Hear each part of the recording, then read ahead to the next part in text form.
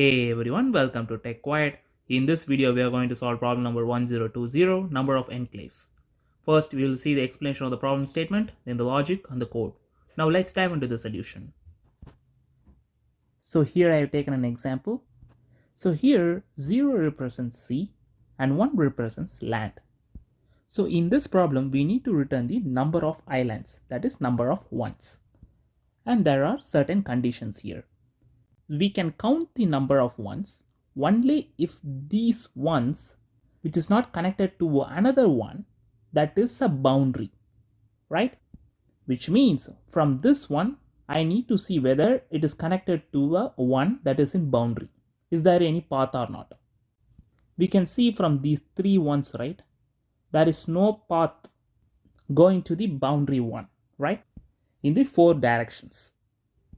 Whereas if I start from this one itself is a boundary, and this one is also connected to another one that is also a boundary, right? So I will exclude in the counting. I will not count these ones since it is a boundary, right?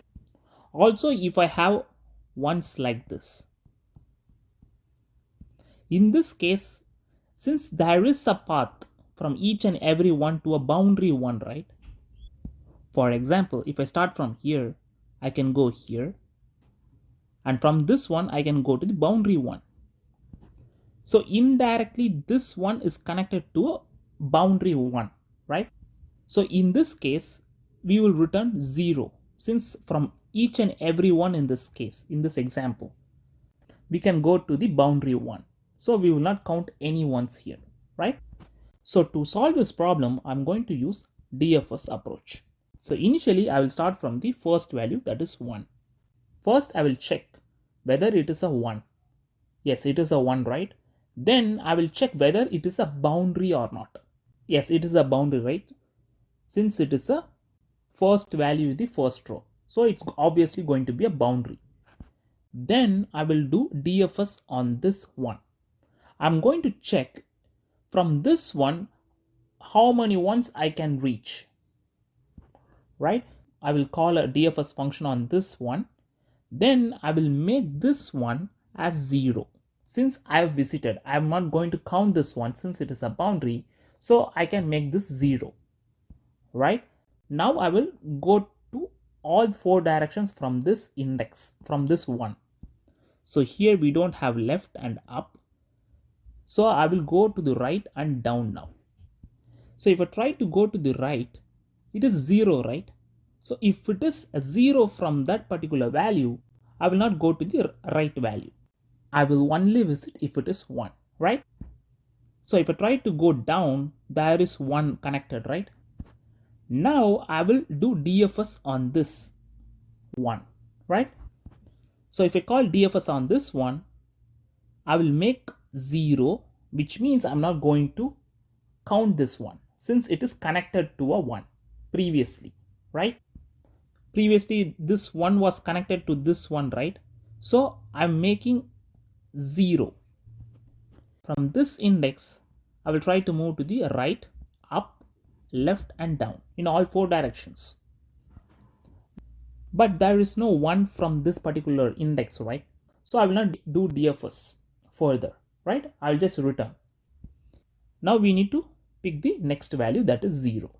So first we done DFS on the previous value, then we went here, then we tried to move to the left and right. There was no 1 connecting to this boundary, so we returned back and we started to pick the next value. So since this particular value is not 1, I'm not going to continue further. So I will only do DFS only if it is a 1, right? And then finally I will be here. Since this is 1, then I need to check whether this 1 is a boundary or not. No, it is not a boundary, right? It is a 1, but it is in between in the matrix. So I will not perform DFS on that. Then I will pick this one. Again, it is not a boundary, right? So I will just move to the next one. It is also not a boundary. So I will just keep on iterating until the loop finishes. Then finally, I will sum the row. So if I sum this first row, I'm going to get 0, right? Then if I sum the second row, I will get 1. And if I sum the third row, I will get 2. And if I sum the fourth row, it will be 0. Then finally, I will again sum the whole matrix. Now I will be getting 3 at the end.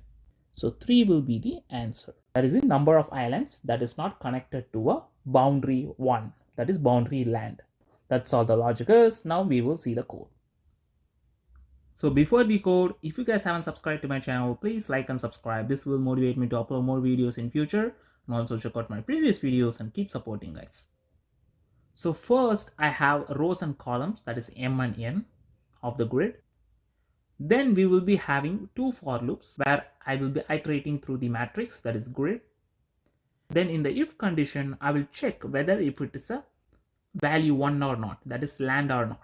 And I need to check, even if it is a land, I need to check whether it is a boundary or not, right? And if both the condition is valid, then I will do DFS on that particular value where I will send the row and column index, right? Then if the particular one is a boundary, I'm making that particular one as 0, right? So here I'm writing the DFS function. Then we are writing a for loop where I will check all the 4 directions of that particular value. So I need to check whether is there any one is connected to that particular one or not.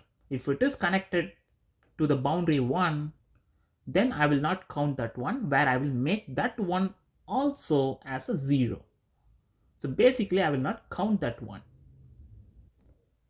And when returning, I will sum the row, and finally I will sum all the values in the grid, right? That's all the code is. Now we will run the code. As you guys see, it's pretty much efficient. So the time complexity and space complexity will be m into n, right? Where m is the number of rows and n is the number of columns.